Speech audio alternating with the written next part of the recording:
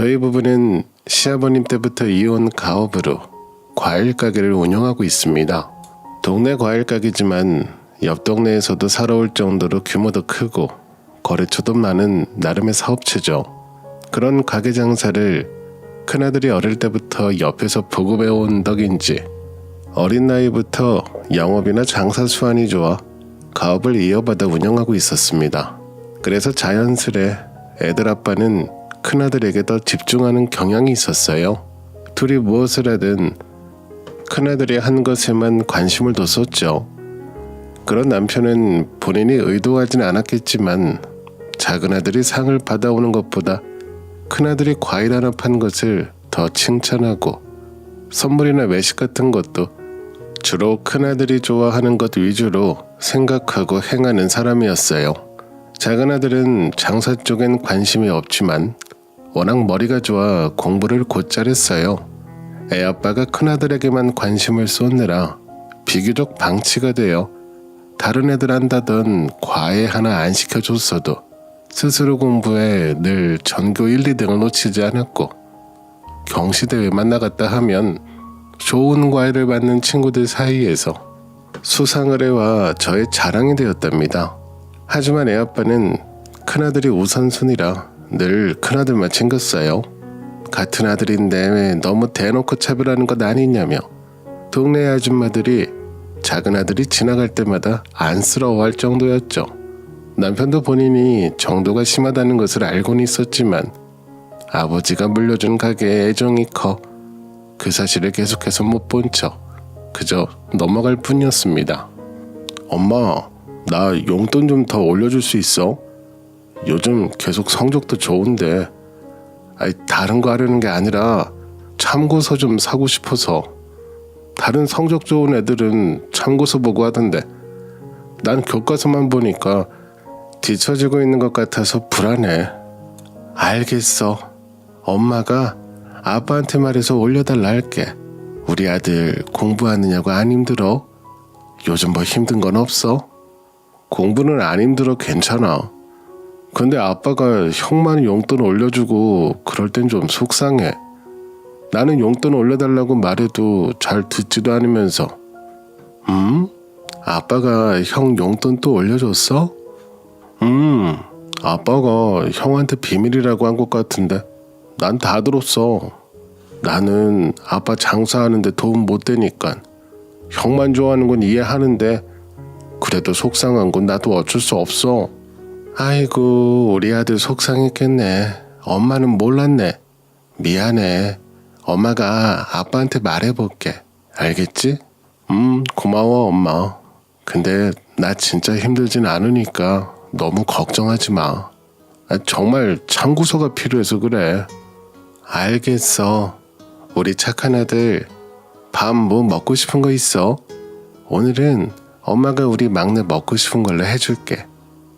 어느 날은 생전 무엇을 해달라 부탁한 적이 없는 작은 아들이 갑자기 용돈을 올려달라 하더군요.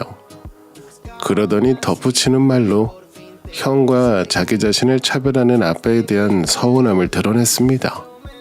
아빠가 눈에 보이게 형만 편애하는 걸 보고서도 늘 아무렇지 않아 하던 의젓한 아들이 깊숙이 잠재우고 있던 본인의 진심을 내비치니 마음이 너무 아파 그날 제대로 잠도 못 잤습니다.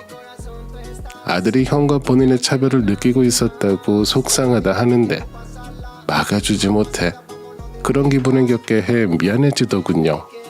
그래서 다음날 남편과 아들들에 대해 처음으로 깊은 논의를 나눴지만 그 후로도 남편은 별로 변한 게 없었어요. 그래도 이해는 합니다. 아버지 때부터 이어온 가업을 잇는 것을 어릴 때부터 꿈으로 삼고 잘해나가고 있는 큰아들에게 고마우면서도 어릴 때부터 장사일을 만들었다는 미안한 마음이 공존해 더 마음이 쓰였을 거예요. 하지만 그렇다고 작은아들에게 이 사실을 말하고 포기시킬 일도 아니었습니다. 아들은 잘못이 없으니까요. 하지만 워낙 눈치가 빠른 편이라 작은아들은 그 이후로 또 본심을 말한다거나 힘들다는 말도 없이 혼자서 도움을 받지 않고 잠도 줄이며 열심히 공부하더니 명문대 의대까지 덜컥 붙어버렸습니다. 그런 작은 아들이 참 대견하기도 하고 너무 고맙고 미안했어요. 아들의 갈증을 모르는 것도 아닌데 저 또한 많은 것을 신경 써주지 못해 정말 자신이 스스로를 키웠으니까요. 그래서 저에겐 정말 아픈 손가락이었습니다. 아들 고생 너무 많았어. 어쩜 신경도 많이 못 써줬는데 이렇게 명문대까지 왔을까? 너무 똑똑한 거 아니야? 아니에요. 고생은요 뭘. 아참, 형 요즘 가게는 장사 잘 돼요? 수능 준비한다고 신경을 못 써서. 그건 걱정하지 마라. 너희 형 알아서 운영 잘하고 있으니까. 어쩜 너희 아빠보다 장사 수완이 더 좋은 것 같다고 사람들이 요즘 너희 형만 찾는다. 그러니까 형은 걱정 말고 오늘은 우리 막내만 열심히 축하받고 열심히 기뻐하자. 너의 날이잖니. 그래도 아빠는 오늘 안 오셨네요. 형 가게가 더 바빠져서 그런가? 입학식만큼은 오실 줄 알았는데. 너희 아버지 원래도 이리저리 바쁘시잖니. 시간 맞춰 오신다고 하셨는데 아무래도 일이 길어지신 모양인가 보다. 네가 이해하렴. 응? 네, 그냥 아버지한테도 자랑스러운 아들이 되고 싶었어요. 그래서 입학하는 모습 보여드리고 싶었는데 아쉬워서 그래요. 별거 아니에요. 어쩔 수 없죠. 남편은 작은 아들이 명문대 의대에 입학했음에도 여전히 장사하는 큰아들과 함께하느라 입학식에도 나타나지 않았어요. 그리고 이전까진 속상한 얼굴을 잠시 비추는 걸로 넘겼던 작은 아들의 얼굴에서 전 포기를 얼핏 보았던 것 같았습니다. 그게 정말 제 착각이 아니었던 건지 그 후로 학교 근처에 자취방을 얻은 작은 아들은 점점 집에 방문하는 횟수가 줄어들었고 가족들과 함께 보내는 시간도 줄어들었습니다. 아마 너무 오랜 시간이 쌓여 그런 결과를 가져온 것이겠죠. 그렇게 멀어져만 가는 아들을 보며 어떻게 하면 좋을지, 이 아들의 외로움과 인정 욕구를 어떻게 채울 수 있을지 뒤늦게나마 홀로 고민을 많이 했었습니다. 그리고 제가 몇 년을 작은 아들에게 온전히 관심을 쏟아 그나마 저에게만은 다시 마음을 열어줬죠. 졸업 축하해 아들. 고생 정말 많았어. 고마워요 엄마. 아버지는 오늘도 못 오신 거죠? 형이랑. 그 두 사람 요즘 다른 사업으로 너무 바쁘네. 나 대신 축하한다고 전해달라 하더라. 그리고 명절 때 집에서 보자고. 안 본 지 오래됐다고 보고 싶다고 하더라고. 둘이 바빠 그렇지 네 이야기 많이 물어봐. 엄마, 그 사람들 그럴 사람 아니란 거 아는데 거짓말 이제 그만하셔도 돼요. 나도 나름대로 성공했고 엄마한테 인정받았으면 되니까 이젠 바랄 거 없어요. 우리 착한 아들 그래도 형이랑 아빠 너무 미워하지 말자. 응? 정말 두 사람 너 많이 생각해. 엄마, 저 오늘은 기분 좋고 싶은데 여기까지만 말할까요? 저 배고파요. 그러자. 그럼 오늘은 우리 막내 아들이랑 데이트나 해볼까? 아들 뭐 먹고 싶은 건 없어? 오늘은 아들 하고 싶은 거 다 하자. 엄마가 졸업 축하 기념으로 쏠게. 그렇게 졸업식 또한 저와 단둘이 보낸 아들은 더더욱 가족들과 멀어지는 것 같았어요. 명절엔 다 함께 모일 수 있었던 전과 달리 바쁘다는 핑계로 명절마저 가족과 보내지 않는 날이 잦아졌고 나중엔 저와도 연락이 잘 되지 않았죠. 처음엔 바쁘다는 말로 그 다음엔 약속이 있다고 또 일이 생겼다고 말하던 아들이 그냥 연락을 받지 않은 날들이 점차 늘어나면서 아들이 왜 그런 선택을 했는지 알고 있음에도 속상한 마음에 저 또한 교류가 줄어들었죠. 그렇게 서로에게 소홀한 시간이 쌓여만 갔고 작은 아들은 교수님의 추천으로 들어갔던 대학병원 피부과를 관두고 본인 병원을 개업하게 되었습니다. 의대가 그렇게 힘들다던데 힘든 티 하나 내지 않고 정말 쉼없이 달려 의사가 됐고 성실하게 일해 본인의 개인 병원까지 열게 된 작은 아들이 기특했어요. 오랜만에 연락이 와 반가운 마음에 직접 찾아가 이야기를 나눠보니 모아둔 돈과 대출을 받아 동네에 개업을 할 거라 말해주더군요. 여태껏 신경을 써주지 못한 작은 아들에게 이번엔 이렇게라도 도움을 주어 오랜 시간 쌓였던 안금을 풀었으면 해서 남편과 큰아들을 설득해 저희가 운영하던 과일 가게 규모를 절반으로 줄이고 그 돈으로 개업 비용에 투자를 해줬습니다.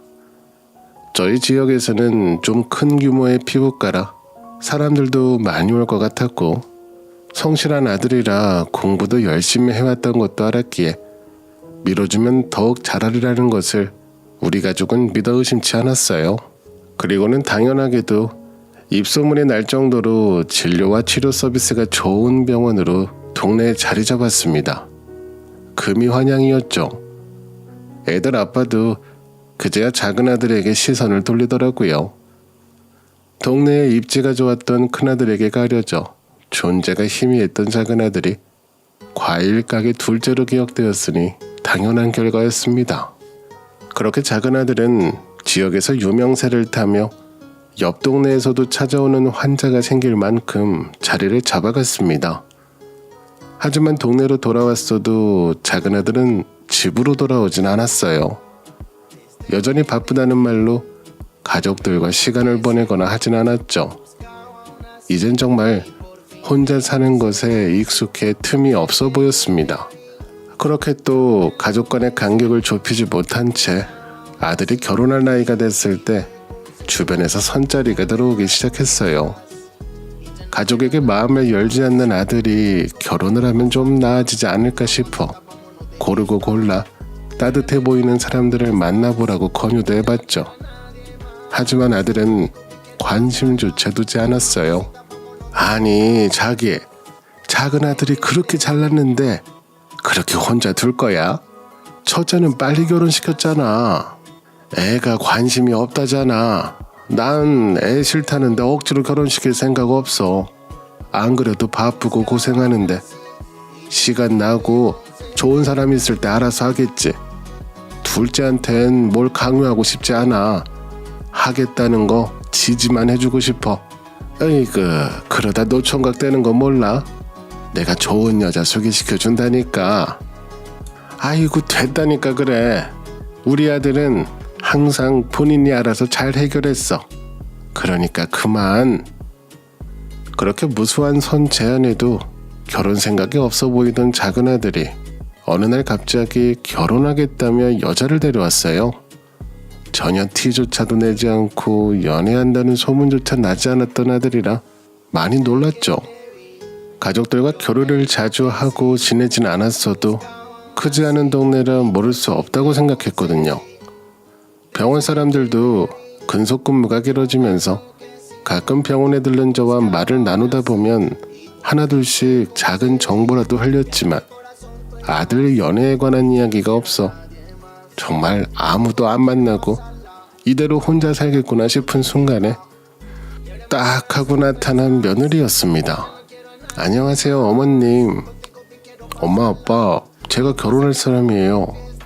어머 얘 갑자기 이렇게 연락으로 하고 오지 그랬어. 아이 괜찮아요. 잠깐 얼굴 보여드리려고 들린 거라. 인사는 나중에 정식으로 하면 되죠. 맞아요 어머님. 제가 나중에 맛있는 식사 꼭 대접할게요. 갑작스럽게 찾아와 인사를 건네니 처음엔 당황스러웠지만 그래도 인사성도 좋고 미소가 따뜻한 사람이었습니다. 집안이나 학벌, 직업까지 그렇게 좋은 것은 없어 보였지만 아들이 좋다니 분명 괜찮은 사람이겠구나 싶었죠. 좀 놀란 것은 외모를 보지 않을 것이란 예상과 다르게 외모가 수려해서 피부과 의사니까 눈이 높고 보는 기준이 있겠구나 싶었습니다. 사실 다른 것들은 크게 상관이 없고 제가 며느리에게 바라는 것은 단 하나. 가족으로 생긴 마음의 빈자리를 따스히 채워주는 것이었어요. 이민 우리 늦었지만 며느리라면 할 수 있지 않을까 작은 기대감이 생겼었습니다. 그렇게 인사한 후 얼마 지나지 않아 작은아들은 예상보다 더 빠르게 식을 진행했습니다.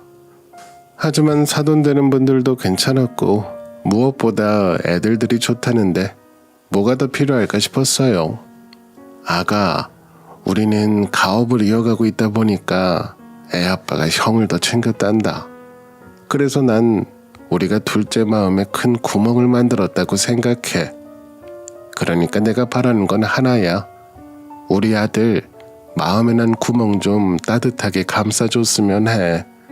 부족하면 내가 더 챙기고 잘할게. 잘 부탁한다. 네, 어머님, 걱정하지 마세요.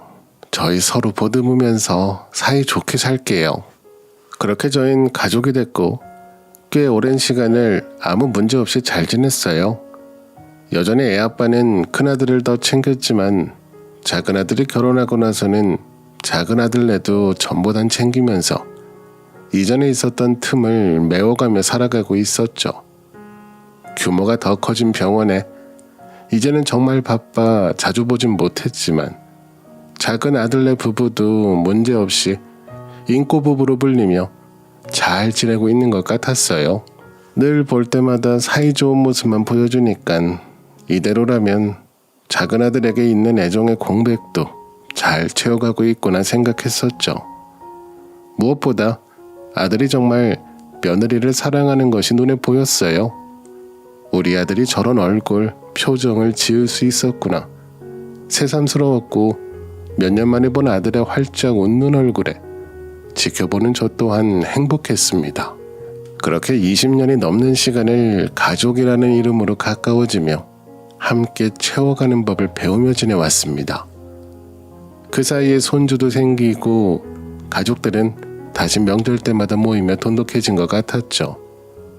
그러던 어느 날, 전날까지도 전화로 안부를 묻던 아들이 세상을 떠났다는 연락을 받았어요. 둘째가 죽다니 말도 안 되는 일이라 누가 장난 전화를 건 것이라며 부정하고 번호를 다시 확인했지만 동네 대학병원이 틀림없었죠. 네? 무슨 말이에요? 아들이 죽었다니요. 지금 아내분은 연락이 안 돼서 일단 부모님께 연락드렸고요. 힘드시겠지만 병원으로 오시면 자세한 사인을 알려드리겠습니다. 저희 아들이 정말 갑자기 죽은 게 맞나요? 말도 안 되는 소리 하지 마시고요. 저희도 정말 안타깝게 생각하고 있습니다. 하지만 지금 아드님의 장례를 진행하려면 가족들의 확인이 필요해서요. 옷과 신발도 제대로 챙기지 못하고 달려간 병원에서 들은 아들의 사인은 참으로 믿을 수 없고 이상했습니다. 병원 사람들에게 들은 아들은 아침에 출근도 잘했고 점심도 병원 사람들과 함께 밥을 먹으며 담소를 나눴다고 했어요. 저녁 먹을 때까지도 진료도 멀쩡히 보고 괜찮았다고 했고요. 평소에 아픈 내색도 없던 그랬던 아들이 돌연 사망한 것이죠. 퇴근길에 고생했다며 병원 사람 몇몇에게 저녁을 사주겠다 나서던 길에 아들이 쓰러졌고 그렇게 다시는 일어날 수 없게 됐다고 했습니다. 병원에선 아들의 사인이 심근경색이라고 하더군요. 심근경색이 집안 내력은 아니라 그럴 일 없다 부정했지만 제 눈으로 똑똑히 확인한 모습에 더 이상 부정을 할 수가 없었습니다. 흔들고 깨워도 일어나지 않는 이 차가운 몸과 얼굴은 제가 사랑에 맞지 않았던 저희 아들이었으니까요. 나머지 가족들이 울며 병원으로 들어왔어요. 어디를 다녀온 건지, 왜 연락은 받지 않았는지 묻기도 전에 쓰러지듯 우는 며느리는 아들의 영정사진 앞에서 한참을 왜 그랬냐고 묻더군요. 조금 진정된 며느리에게 그게 무슨 말이냐 물으니 대답하는 말로는 평소에 술을 많이 마셨다고 하더군요. 잊고 있던 아들의 사인이 떠오르면서 며느리의 말을 들어보니 그것 또한 이상했습니다. 술을 못하는 편은 아니지만 흐트러지는 걸 좋아하지 않아 평생 술을 멀리하던 아들이 매일 술을 마셨다는데 믿을만하지 않았죠. 그리고 우리 집엔 술을 자주 마시면 안 되는 이유도 있어 제가 어릴 때부터 아들들을 교육해왔던 터라 그럴 리가 없다고 며느리에게